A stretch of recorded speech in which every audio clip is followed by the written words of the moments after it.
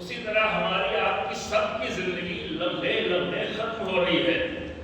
تو کتنا عقل مندی ہے انسان کی کہ اس زندگی کا جلدی سے معاملہ کر لے. بالکل اسی طرح سے جیسے ایک برف بیچنے والا ایسی جگہ پہ آگے برف بیچے کہ وہ جلدی سے بک جائے. جتنی جلدی اس کی برف بک جائے گی اتنی زیادہ فائدہ زیادہ ہو جائے گا. عقل مندی ہے نا. اب کوئی برف خرید کے لائے اپنے گھر کے اندر چھپا کے بیٹھے, کیونکہ کوئی برف لینے آئے گا تو بیچ دو بھائی, تو ساری برف بہہ جانے والی ہے, اس میں تو آپ کو کچھ نہیں ملنے والا, اصل کیپٹل چلا جائے گا, اگلے دن کچھ بھی نہیں بچے گا. لہذا عقل مند انسان وہ ہے کہ برف کو لے کے چاہے ٹھیلے ہی پہ صحیح, چاہے فٹ پاتھ ہی پہ صحیح, ایسی جگہ بیٹھے کہ جلدی سے یہ برف بک جائے اور کوئی اچھا خریدار مل جائے, کوئی بڑا خریدار مل جائے. وہ کلو کلو گھر والا خریدار نہیں ملے, کوئی پروگرام والا بڑا خریدار مل جائے کہ 2-4 سلدی ایک ساتھ لے کے چلا جائے, تو اس کو فائدہ زیادہ ہو جائے گا. اسی طرح سے ایک عقل مند انسان یہ دیکھتا ہے کہ میری زندگی تو لمحے لمحے ختم ہو رہی ہے, تو اس کا کوئی بڑا خریدار مل جائے, اچھا خریدار, ورنہ یہ تو کسی نالی میں بہ کے چلی جائے گی, یہ تو زندگی تباہ ہو جائے گی, یہ تو زندگی برباد ہو جائے گی. اب آپ بتائیں, میں بتاؤں یا آپ بتائیں؟ آپ بتائیں اس زندگی کا سب سے زیادہ اچھا خریدار کون؟ اللہ اکبر. اس زندگی کا سب سے عظیم خریدار, سب سے زیادہ اچھی قیمت دینے والا کون؟ برف کی قیمت کوئی سونا نہیں دے گا, برف کی قیمت کے لیے کوئی گھر کے زیورات لا کے نہیں دے گا, وہی چند سکے ہی دے گا. لیکن زندگی کی قیمت آپ کو طے کرنی ہے کہ کسے بیچیں, اس زندگی کو کس کے حوالے کریں. اس زندگی کو برف کے بدلے میں کوئی لا کے نالی کا, برف ضرور نالی میں چلی جائے گی, لیکن برف کے بدلے میں کوئی نالی کی گندگی لا کے نہیں دے گا. لیکن انسان کبھی کبھی زندگی کو شیطان کے حوالے بیچ دیتا ہے, وہ اس سے بھی زیادہ گھٹیا چیز لا کے دیتا ہے. کس کو بیچے؟ ہماری زندگی کا سارا ہنر یہ ہے, سارا ہنر یہ ہے کہ ہم یہ طے کر سکیں اس لمحے لمحے پگھلنے والی زندگی کو کتنی جلدی کس خریدار کے حوالے دیں. اس زندگی کو, اللہ اکبر, اس زندگی کو. اب قرآن کی سورہ توبہ کی آیت نمبر 111 پڑھتے ہیں. یہ آیت محفوظ رکھیں. کیا ان اللہ اشتری من المؤمنین انفسهم واموالهم بان لهم الجنہ. اللہ نے مومنین سے ان کی جان, ان کے مال کو خرید لیا. اللہ نے, خریدار کو اللہ, اللہ نے مومنین سے ان کے مال و جان کو خرید لیا ہے. بان لهم الجنہ, اور اس خریداری میں اللہ نے بدلے میں تھوڑا سا پیسہ, یہ تھوڑی سی زندگی, یہ تھوڑی سی عزت, یہ نہیں, بیان لهم الجنہ, اللہ نے انہیں اس کے بدلے جنت دی ہے.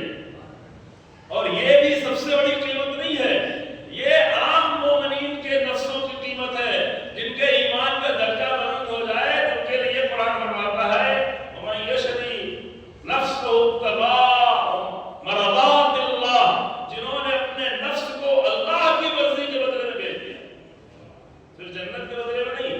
وَمِنَ النَّاسِ مَن يَشْرِ نَفْسَهُ ابْتِغَاءَ مَرْضَاتِ اللَّهِ. جنت کے بدلے میں بیچنا بھی عقل مندی کا سودا ہے. جنت کے بدلے میں بھی اپنی زندگی کو بیچنا نہیں, کیونکہ خریدار, مسئلہ جنت کا نہیں ہے, مسئلہ خریدار کا ہے. کہ اگر اللہ کی ذات خریدنے والی ہے تو ٹھیک ہے, اگر نفس نیچے ہے تو بدلے میں جنت. لیکن اگر نفس کا مقام اتنا زیادہ بلند ہے کہ وہ نفس اللہ بن جائے تو اس کے لیے کہا کہ نفس اللہ کو جنت نہیں چاہیے بلکہ رضا الہی چاہیے. یہ خطابت کا نقطہ نہیں ہے, یہ زندگی کا مسئلہ ہے. ایک صلوات اور پڑھیں. زندگی کس کے بدلے میں انسان بیچ رہا ہے؟ تو عزیزو, ہم اور آپ مل کر اگر یہ طے کرنے میں کامیاب ہو کہ زندگی کا معاملہ کس سے کریں. اب رہتے یہ رہبر نے چھوٹی سی مثال دی تھی, میں اس کو تھوڑی وضاحت کر دے رہا ہوں, اس لیے تھوڑا وقت لے لیا آپ نے. لیکن یہیں پہ ایک نقطہ بہت خوبصورت اور کہا کہ سب سے اچھا سودا کرنا اللہ سے یہ ہے اس طرح سودا کرے کہ میری زندگی تیری راہ میں قربان ہو جائے. اس سے دیکھیں زندگی جو بھی آپ معاملہ کرتے ہیں کہ ہم بھی جتنا جئیں گے اللہ کے لیے جئیں گے, جو بھی کریں گے اللہ کے لیے کریں گے, ممبر پہ آئیں گے لفافے کے لیے نہیں, اللہ کے دین کی تبلیغ کے لیے. الذین یبلغون رسالات اللہ ویخشونہ ولا یخشون احدا الا اللہ. کسی کی پرواہ نہیں, کسی کی خوشی اور ناراضگی کی پرواہ نہیں, اللہ کا پیغام پہنچانا اور اللہ ہی سے ڈرنا اور اللہ کے سوا کسی سے نہیں ڈرنا. تو یہ بھی نفس کا بیچنا ہوا. لیکن اس سے بڑا بیچنا کیا ہے کہ اپنی جان کی قربانی دیں گے, جو کہ خریدار اتنا اچھا ہے, خریدار اتنا عظیم ہے کہ جب وہ چاہے زندگی تو زندگی ہے, اور اگر زندگی نہیں میری موت چاہے تو خوشی خوشی اپنے پورے بھرے گھر کو لے کے مقتل میں پہنچ جائے. یہ کتنی بڑی خریداری ہے. 1000 کلومیٹر طے کر کے مقتل کا راستہ طے کر دیں گے. اگر خریدار عظیم ہو تو اللہ صرف حسین ابن علی کے نفس کو نہیں خریدنا چاہتا. جو نہیں ہے کہ اللہ صرف امیر المومنین کے نفس کو خریدنا چاہتا ہے, جو نہیں ہے کہ اللہ صرف رسول اللہ کے نفس کو خریدنا چاہتا ہے, بلکہ اللہ نے اتنا ہمارا درجہ بلند رکھا ہے کہ ہم جیسے معمولی لوگوں کے نفس کو خریدنا اللہ چاہتا ہے. اب ہمیں طے کرنا ہے کہ اپنے نفس کو بیوی سے بیچ دیں, بچوں کو بیچ دیں, کسی اور کو بیچ دیں, محلے والوں کو بیچ دیں, خاندان کے لیے بیچ دیں, یا اپنے اس نفس کو اس خریدار کے حوالے کریں کہ جب وہ خریدار ہے جو ہمیشہ باقی رہنے والا ہے تو اس کی خریدی ہوئی پونجی بھی ہمیشہ ہی باقی رہنے والا. یہ بھی قرآن کا فیصلہ ہے. قرآن کا ما عندکم ینفد وما عند اللہ باق. جو تم نے اپنے لیے کیا, اپنے لیے رکھا, وہ سب فنا ہو جائے گا, جو تم فنا ہو جاؤ گے. کسی فانی کو دیا وہ بھی فنا ہو جائے گا, جو دیا وہ بھی فنا ہو جائے گا. لینے والا بھی فنا ہو جائے گا, دینے والا بھی فنا ہو جائے گا. کسی کے لیے اپنی پوری زندگی گزار دی, وہ بھی ختم ہو جائے گا, تو تم بھی ختم ہو جاؤ گے اگر فانی کے لیے. لیکن وما عند اللہ, لیکن اگر اللہ کے لیے کر دیا تو چونکہ اللہ ہمیشہ باقی ہے تو اس کے ساتھ معاملہ کر دیا تو تم بھی ہمیشہ باقی. اللہ. اب اس ایک نقطے کو بیان کرنے کے بعد میں اس شہید کے ذریعے سے اس آئیڈیالوجی کا ذکر کروں کہ جس آئیڈیالوجی نے آج دنیا کو سمجھا دیا ہے کہ رہبر انقلاب. دیکھیں اس زمانے میں مشکل ہوتا ہے کہ کوئی مجلس پڑھی جائے اور اس عظیم انسان کا ذکر نہ ہو. کیوں ذکر نہ ہو؟ اس لیے نہیں کہ وہ ایک عظیم رہبر تھے, اس لیے کہ انہوں نے مقتد اہل بیت کو اس طرح سے 86 سال کی زندگی بھر میں پیش کیا, اور 86 سال کی زندگی کے ساتھ ساتھ اپنی شہادت کے ذریعے سے جو پیش کیا یعنی کیا؟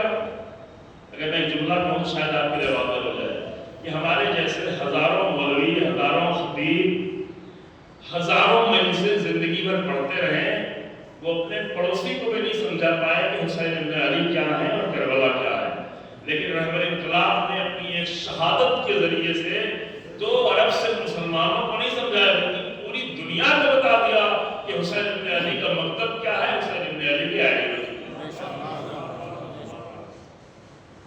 ابھی آپ دیکھیں سب باتیں کر رہے ہیں, سب گفتگو کر رہے ہیں, نان مسلم مسلم سب کربلا کی باتیں کر رہے ہیں, سب اس آئیڈیالوجی کی بات کر رہے ہیں. یہ کیسے ہو سکتا ہے کہ انسان ایک شہادت کے ذریعے سے, ایک ایسی شہادت کہ جو اجباری شہادت نہیں تھی, اضطراری شہادت نہیں تھی, مجبور نہیں ہوئے تھے شہید ہونے کے لیے. وہ ایران کی 40 سال 40 دنوں تک جنگ کر کے اپنی میزائلوں تک کو بچا کے رکھا ہوا ہے, اپنی ٹیکنالوجی کو بچا کے رکھا ہوا ہے. وہ رہبر کو نہیں بچا سکتا. اسی بچانے کی وجہ سے دشمن ابھی تک ڈرا ہوا ہے, اسلحے لا کے بھی ڈرا ہوا ہے. سارے اسلحے اکٹھا کر کے یہاں سے, یورپ سے, ساؤتھ کوریا سے, امریکہ سے, سب اکٹھا کرنے کے بعد پھر بھی ڈرا ہوا ہے. تو کچھ ہے تبھی تو ڈرا ہوا ہے. اب ظاہر ہے وہ تو ایمان سے تو وہ نہیں ڈرتے, کیونکہ جانتے نہیں ایمان کیا ہے. اتنی عقل نہیں ہے ان کی. مشکل یہ ہے کہ اتنی عقل ابھی تک بھی دھمکیاں دے رہا ہے یہ احمد, یعنی کتنی عقل نہیں ہے. کیوں عقل نہیں ہے؟ اس لیے یہ فیصلہ پہلے ہی ہو چکا ہے. امام سید سجاد علیہ السلام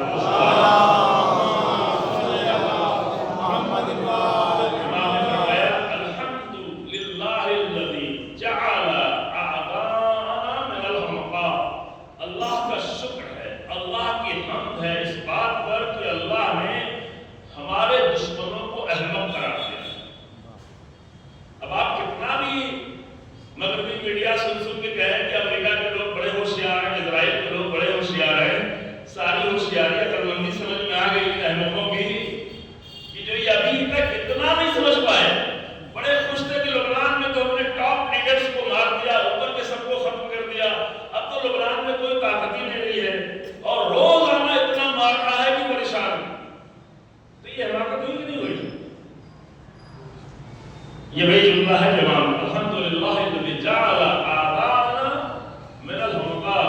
تمہاری ساری عقل اتنی ہے کہ کتنا لوگوں کو دھوکہ دے کے کتنا پیسہ لوٹ لو. ساری عقل مندی اسی میں ہے کہ کتنا جھوٹ بول لو. ساری عقل مندی اسی میں ہے کہ کتنے بڑے منافق بن سکو. لیکن کمال یہ ہوا عزیزو 2 سال کی غزہ کی جنگ اور 40 دن کی ایران کی جنگ نے ایک بڑا کارنامہ یہ انجام دیا کہ پوری دنیا کے چہرے سے نقاب ہٹا. ان کا حقیقی چہرہ نمایاں ہو گیا. چاہے وہ عرب کے ممالک ہوں, چاہے عرب کے بادشاہ ہوں, چاہے یورپ ہو, چاہے ہیومن رائٹس کے نعرے لگانے والے ہوں, چاہے ہیومن رائٹس کی باتیں کرنے والے ہوں. وہ جو ہیومن رائٹس کی باتیں کرنے والے تھے, وہ جو ایک بچی کے حجاب کی بات کرنے والے تھے, وہ پہلے ہی لمحوں میں, ابتدائی لمحوں میں ایک میزائل کے ذریعے سے 176 بچیاں اور 14 ٹیچرز کو مار دیتے ہیں. ذرا بھی ان کو شرم نہیں آتی. یہی ان کا حقیقی چہرہ. ایک میزائل مارتے ہیں, پھر دوسرا میزائل بھی مارتے ہیں, جو بچوں کو لے کے نماز خانے میں چلے گئے. پہلے میزائل میں 2-4 بچے شہید ہوئے تھے اور ٹیچر سارے بچوں کو اکٹھا کر کے جلدی سے نماز خانے میں گئی. چونکہ ایران کے کسی بھی آپ اسکول میں چلے جائیں, کسی بھی اسکول میں, کسی بھی کالج میں, کسی بھی یونیورسٹی میں, کسی بھی دفتر میں, کسی بھی آفس میں, سرکاری آفس میں چلے جائیں, ممکن ہی نہیں کہ وہاں پہ آپ کو نماز خانہ نہیں ملے. اگر اس آفس میں 200 لوگ کام کرتے ہیں تو 200 لوگوں کے مطابق وہاں پہ نماز خانہ ہوگا. اور آفس میں لازمی طور پر آپ کسی بھی آفس میں چلے جائیں, نماز ظہر کے بعد, عصر کے بعد 1 صفحہ قرآن لازمی طور پہ پڑھا جاتا ہے. لازمی طور کسی بھی آفس میں چلے جائیں. اور مسجدوں میں مغرب و عشاء کے بعد پڑھا جاتا ہے 1 صفحہ قرآن ہر مسجد میں. لیکن آفس میں چونکہ آفس شام میں بند رہتا ہے, تو آپ کسی بھی آفس میں جائیں گے, وہاں پہ 1 صفحہ قرآن نماز ظہر کے بعد پڑھا جائے گا. آپ ابھی سن کے حیرت میں ہیں کہ 62 دن گزرنے کے بعد خواتین کیسے میدانوں میں ہیں, مرد کیسے میدانوں میں ہیں, ڈرتے کیوں نہیں ہیں. اس کی بنیاد یہ ہے کہ قرآن نے ان کی تربیت کی ہے, اہل بیت نے تربیت کی ہے. مجلسیں انہوں نے بھی کی ہیں, ہم نے بھی کی ہیں. اور کوئی بھی ایران کا کوئی بھی کونا ایسا نہیں کہ جہاں پہ اتنی مجلسیں ہوتی ہوں جتنی امروہہ میں ہوتی ہیں. جی ہاں, برا نہیں مانیے, امروہہ میں پڑھ رہا ہوں اس لیے امروہہ کا نام لے رہا ہوں, ورنہ لکھنؤ میں تو اور بھی ہوتی ہے. اتنی مجلس ایران میں کہیں بھی نہیں ہوتی جتنی لکھنؤ میں ہوتی ہے, جتنی کراچی میں ہوتی ہے, جتنی امروہہ میں ہوتی ہے, جتنی ہندوستان کے چھوٹے چھوٹے شہروں میں ہوتی ہے. اتنی مجلس ایران میں کہیں نہیں ہوتی. محرم میں بھی 8 محرم تک ایک مجلس کبھی کبھی شروع ہو جاتی ہے, ایک مجلس رات میں ہوتی ہے. 9 محرم 10 محرم ہاں پورے مجلس ہوتی رہتی ہے. پھر اس کے بعد کوئی اشرا وشرا ایسا نہیں ہوتا ہے. ہاں ایام اعظام میں مجلس رات میں نماز ہوتی ہے, نماز کے فوراً بعد مجلس ہو جاتی ہے. مسجدی میں ہوتی ہے, مسجد کو مرکز بنایا ہوا ہے. 600 مسجدوں پہ حملہ کیا گیا تھا پچھلے والے جو جنوری میں فتنے ہوئے تھے, اس لیے مسجدوں پہ حملہ کیا. آپ کو شاید اندازہ نہیں مسجدوں پہ حملہ کر رہے ہیں. یہ مسجد میں کیا مشکل ہے؟ مسجد پہ حملہ کریں گے تو لوگ ریئیکٹ کریں گے, ریٹیلیٹ کریں گے, لیکن مسجد پہ حملہ کیوں کر رہے ہیں؟ اس لیے حملہ کیا گیا کیونکہ ان دشمنوں کو معلوم ہے کہ انہیں مسجدوں کے ذریعے سے وہاں پہ انسان تربیت کیے جاتے ہیں. کیونکہ کوئی بھی مسجد ایسی نہیں ہے کہ جہاں پر ایک پورا سیکشن موجود نہ ہو, جوان لوگ بچوں کی سب کی تربیت کا کام کر رہے ہوتے ہیں. ایران میں 2 کروڑ 30 لاکھ بسیج ہیں, اور یہ 2 کروڑ 30 لاکھ بسیج سب مسجدوں کے ذریعے سے تربیت کیے گئے ہیں, اور عزائے حسین ابن علی سلام اللہ علیہ کے ذریعے سے تربیت کیے گئے. مسجدوں کے ذریعے سے روزانہ تربیت ہوتی ہے, عزائے حسینی کے ذریعے سے, محرم کے ذریعے سے ان کی تربیت پہ روح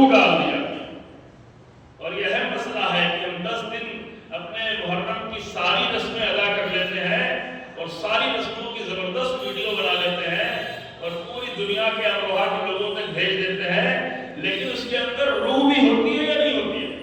جب تک ان مجلسوں میں روح حسینی پیدا نہیں ہوگی کبھی وہ قوم پیدا نہیں ہو سکتی کہ جو اپنے گھر کی قربانی دے کر مطمئن پرسکون مسکرا رہا ہو. کوئی بات نہیں, ہم نے اللہ کے نام کرتا. پتہ نہیں یہ ویڈیو دیکھی ہے کہ خاتون وہ ایسی سر ڈھکے ہوئے ایک پرچم اٹھائے ہوئے سڑک پہ گزر رہی ہے, کسی نے پہچان لے کر آپ آئی ہوئی ہے, کہا ہاں, شرماتے ہوئے, بہت شرماتے ہوئے, بہت شرماتے, کچھ کہا کتنے آپ کے یہاں شہید ہوئے؟ کہا امام رضا علیہ السلام کے نام پہ 8ویں امام کے نام پہ 8 لوگ شہید ہوئے. 8 لوگ, 8ویں امام کے نام پہ 8 لوگ شہید ہوئے ہیں. پھر ایک آدمی کا ماما لگائے ہوئے ان کا ویڈیو آیا, انہوں نے ویڈیو بنا کے اسی لیے ڈالا کہ لوگ پریشان ہیں, مجھے پرسہ دے رہے ہیں کہ میرے گھر میں 8 لوگ شہید ہو گئے, ماں شہید ہو گئی, باپ شہید ہو گیا, بیوی شہید ہو گئی, بچے شہید ہو گئے, خود بہرحال تبلیغ پہ تھے اس لیے بچ گئے, تو لوگ مجھے بار بار فون کر کے پرسہ دے رہے ہیں, تو اس لیے ویڈیو بنا کے ڈالا کہ بھائی آپ پریشان نہ ہو, آپ اپنے مقصد سے کام کریں. میں بالکل مطمئن ہوں, میں بالکل پرسکون ہوں, کیونکہ جو قربانیاں اللہ کی راہ میں دی جاتی ہیں اس میں اضطراب نہیں ہوتا, بے چینی نہیں ہوتی. یہ تربیت کا نتیجہ ہے. یہ محرم ہماری بھی یہی تربیت کر سکتا ہے, لیکن اس کے لیے ایک کام کرنا پڑے گا. کام یہ کرنا پڑے گا کہ ہمیں اپنے آباء و اجداد کی رسموں سے تھوڑا آگے بڑھ کے حسین ابن علی کی رسم انجام دینی پڑے گی. اس کے لیے شاید ہم تیار کر نکل کر خانقاہوں سے ادا کر رسم شبیری. رسم آبائی ہے نا, غلط بھی ہے تو وہ بھی ہے, کچھ رسمیں غلط بھی ہیں, چل رہی ہیں. ایک رسم مجھے 32 سال پہلے بتایا, عاشرہ پڑھنے آتے تھے, ایک تابوت ہے جو بچیاں اٹھاتی ہیں, چھوٹی بچیاں نہیں اٹھا پاتی تو بڑی بچیاں بھی اٹھا لیتی ہیں, تو ہجوم ہوتا ہے. میں نے کہا بھائی یہ بنا کر یہ سب کر, یہ حرام کام ہو رہا ہے, مردوں کے ہجوم میں بچیاں کیسے جگہ پہ اٹھا رہی ہیں, یہ کیا ہے؟ دین جذبات کے نام پہ حرام نہیں آ سکتے. الحمدللہ رکیا خدا کرے کہ رکا ہوا ہو, مردوں لوگ اٹھا رہے ہوں, یہ بیکار کی باتیں ہیں. جناب زہرا کے تابوت کون اٹھائے گا؟ اور جناب سکینہ کے یاد میں ہے, جناب زہرا کے یاد میں ضرورت مرد کیسے کھائیں گے؟ بھائی جناب زہرا اپنے ہاتھ کی پکائی ہوئی روٹیاں مردوں کو دے سکتی ہیں یا نہیں دیتی؟ نہیں دیتی تھی کہ نہیں, رسول اللہ کی بیٹی نے پکائی ہے, میں نے تمہیں جا کے الگ سے پکوا نہیں. بھائی کوئی بھی آتا تھا مرد, چاہے وہ مرد فرشتہ بن کے آ رہا ہو یا کوئی عام گلی کا, جو روٹی جناب زہرا پکاتی تھی دے دیتی تھی. تو یہ سب گھوسلوں کی ضرورت نہیں ہے. اسلام بہت بنیادی مسئلہ ہے, شیعت بہت ہی عاقلانہ مذہب ہے, اور شیعت میں یہ طے کرنا پڑے گا کہ ہمیں اپنی رسمیں لے کے چلنا ہے حسین ابن علی کی رسم یا رسول اللہ کی رسم. نبھا رہا تھا اکیلے ہی رسم شبیری, یہ رہبر انقلاب کے کسی نے شعر کا مجھے نہیں معلوم. نبھا رہا تھا اکیلے ہی رسم شبیری, نہ کوفیوں سے توقع نہ ڈر یزید کا تھا. نبھاتے ہیں توقع نہیں, کوفیوں سے کون سے توقع, لیکن ہے اس دور میں جب جناب مسلم سلام اللہ علیہ تنہا رہ گئے, تو اس لیے تنہا رہ گئے کہ عورتوں نے کہا اور بھی تو مرد ہیں, اور بھی تو لوگ ہیں, تم چلو, بچے چھوٹے ہیں, نہیں چھوڑ کے تنہا چلے گئے, اکیلا چھوڑ کے چلے گئے. لیکن الحمدللہ اسی قرآنی اور اہل بیت کی تربیت کے نتیجے میں مردوں نے جملہ, مجھے بہت تعجب ہوا, آج ہی میں دیکھ رہا تھا, ہمارے انڈیا کا ایک صحافی گیا ہوا ہے, حسینی برہمن ہے, ابھی ایران پہنچا ہے, کہاں سے, یہاں سے شارجہ, اور وہاں سے عراق سے بارڈر سے ہوتے ہوئے بہت لمبا 48 گھنٹے کا سفر کرتے ہوئے وہاں پہنچا. تو تہران کا ایک ویڈیو دکھا رہا تھا, تہران کا ایک پوسٹر جہاں بڑا انقلاب تھا, ہزاروں کی تعداد میں جو ہے خواتین اور مرد موجود ہیں, تو وہاں پہ لکھا ہوا تھا کہ میدان باشماس, سنا ہوا ہے, ارے وہ ہندو ہے, وہ فارسی میں پڑھ رہا ہے کہ میدان باشماس خیابان قوماس, یعنی میدان جنگ اے میرے شیرو بہادرو, میدان جنگ تمہارا ہے اور یہ سڑکیں ہماری ہیں, میدان کو تم سنبھالو, سڑکوں کو ہم سنبھالتے ہیں. آپ کے سڑکوں کو سنبھالنا کون سا بڑا مسئلہ ہے؟ یہ 62 دنوں سے خواتین جو مسلسل 10 بجے رات سے 3 بجے رات تک سڑکوں میں ہیں, اس کا اصلی راز یہ ہے کہ CIA اور موساد کے تربیت کیے ہوئے لوگ پھر آگے سڑکوں پہ ہنگامہ نہ کر دیں, پھر وہ جرمنی والی حالت نہ ہو جائے, پھر اندر سے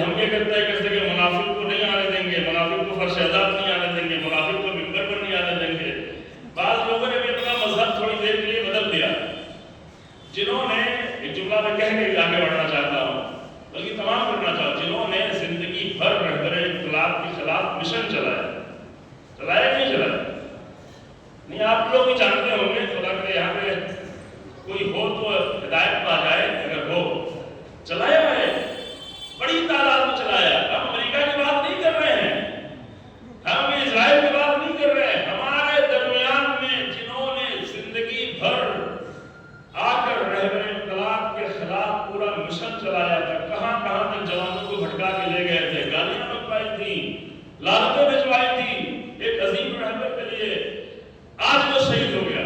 اب شہید ہونے کے بعد وہ بھی لکھنؤ میں تو آگے مجمع میں شامل ہو گئے کہ اگر ہم نہیں جائیں گے تو مجھے ممبر پر نہیں آنے دیں گے لوگ۔ تو بھائی یہ رہبر کی محبت پہ نہیں آئے ہیں، لیکن یہ تو جو دھوکہ دینے والے ان کی بات الگ ہے۔ دو لوگوں کو ہمیشہ میں الگ رکھتا ہوں، ایک دھوکہ دینے والے، ایک دھوکہ کھانے والے۔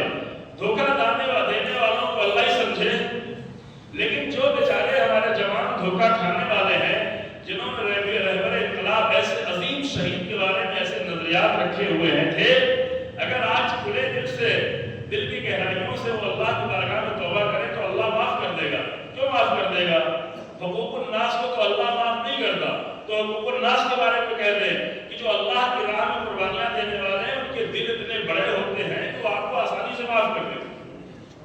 اللہ والوں کے دل بڑے ہوتے ہیں، وہ واقعی معاف کر دیں گے، لیکن ان سے محفوظ رکھے کہ جنہوں نے پچھلے رہبر کے بارے میں دھوکہ دیا تھا، کہیں اگلے رہبر کے بارے میں پھر دھوکہ دینا نہ شروع کر دیں، جسے اللہ نے بچا کے رکھا ہوا ہے۔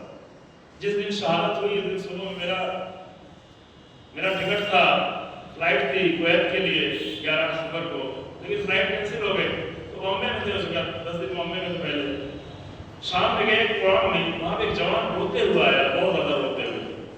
دیکھیں اللہ کی مصلحت کو سمجھیں، بہت زیادہ رو کے اس سے سوال کہ اللہ تو مدد کرتا ہے، مومنوں کی مدد کرتا ہے، اور اللہ نے رہبر کو کیوں نہیں بچایا؟ تو ممکن آپ لوگ کسی کے ذہن میں سوال پیدا ہو، کیونکہ دل سے وہ بات کہہ رہا تھا، اور میرا پورا اشعار گزرا تھا 10 دن کا، وہ پورا نصرت الہی کی کے موضوع میں گزرا تھا، اللہ کی نصرت قرآن میں۔ تو اسی سوال، اسی بنیاد پر سے سوال کیا کہ اللہ نے رہبر کو کیوں نہیں بتایا؟ تو ایک جواب دیا جو بنیادی جواب دیا، میں نے اس سے عرض کیا کہ آپ کیوں دیکھتے ہیں کہ 86 سال کی ہو گیا ایک انسان شہید ہو گیا، یہ کیوں نہیں دیکھتے کہ 1981 میں اس پہ حملہ ہوا تھا،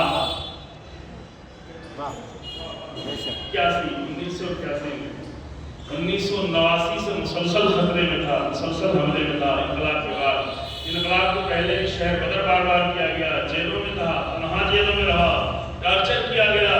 جو انسان 60 سالوں سے زندگی کے خطرے میں ہمیشہ رہا، کم سے کم 47 سالوں سے مسلسل اس کی جان دنیا کی بڑی بڑی طاقتیں چاہتی رہی، تو یہ کیوں دیکھ رہے ہیں کہ 86 سال گزرنے کے بعد ایک لمحے میں ایک انسان شہید ہو گیا؟ یہ کیوں نہیں دیکھتے کہ کم سے کم 47 سالوں تک اللہ نے اسے بچا کے رکھا؟ کیوں بچا کے رکھا؟ بچا کے کیوں رکھا؟ بچا کے اس لیے رکھا جاتا ہے کہ جب باپ کے چھری کے نیچے سے بیٹے کو نکال کے دمبا لایا جاتا ہے تو کس لیے لایا جاتا ہے؟ اس لیے کہ اللہ کو اس بچے سے کام ہے، کام لینا ہے، اس کی زندگی سے کام ہے۔ اسماعیل کے گلے میں چھری کیوں نہ چلے؟ کیونکہ اسماعیل سے ایک ایسی نسل آنے والی ہو جس میں رسول اللہ بھی ہوں گے، جس میں امیر المومنین بھی ہوں گے، جس میں حسین علی بھی ہوں گے، جس میں حضرت زہرا بھی ہوں گی، اس لیے اللہ بچا لیتا ہے۔ تو رہبر انقلاب کو کیوں بچا لیا؟ اس لیے بچا لیا کہ شہادت تو ہے، شہادت تو ہوگی، اتنی عظیم زندگی کے بدلے میں یہ اللہ کا انعام ہے کہ یہ شہادت ملے، لیکن شہادت اس وقت ملے جب ایک قوم تربیت پا چکی ہو، ایک نسل کھڑی ہو چکی ہو، ایک پوری نسل کو حسینی راہ میں چلا چکا ہو، نہیں شہادت۔ اللہ اس بچی کے بارے میں بتایا کہ پیرالائز ہونے کے بعد اس کا ہاتھ نہیں اٹھ رہا تھا، چونکہ اٹیک ہوا تھا، برین ہیمریج ہوا تھا، تو ہاتھ سے پیرالائز اٹیک ہوا تھا۔ تو اب میں بھی رہبر کی طرح سے نماز پڑھوں گا، رہبر ایسے پڑھتے ہیں نا، ایسے منوط میں کیسے ہاتھ اٹھاتے ہیں؟ وہ 1981 کا واقعہ ہے، اور 1981 میں لوگوں نے بہت زیادہ کہا، آپ نے کبھی سنا ہوگا شہادت کے وقت 1981 میں جوان जवानी में लोगों ने बहुत कहा कि चीन चल के इस हाथ का इलाज हो सकता है, चीन में ऐसा इलाज है, खुसूसी इलाज है कि हाथ आपका सालिम हो सकता है। तो उस रहबर के पास बहाने मौजूद थे कि ठीक है मैं प्रेसिडेंट हूँ, मैं इलाज कर लूँ तो बाद में कौम के काम आऊँगा, इनकलाब के काम आऊँगा। लेकिन नहीं, ये बहाने खुद को नहीं दिए। एक सवाल पूछा, इस जंग में हमारे जितने भी लोग जख्मी हो रहे हैं क्या उनको वो खास इलाज मिल सकता है? कहा नहीं, सबको नहीं मिल सकता। कहा अगर सबको नहीं मिल सकता तो मुझे भी नहीं चाहिए, मुझे यही मेरा हाथ चाहिए है, लेकिन मुझे वो इलाज नहीं चाहिए तो मेरे पूरे लश्कर को नहीं मिल सकता मेरा।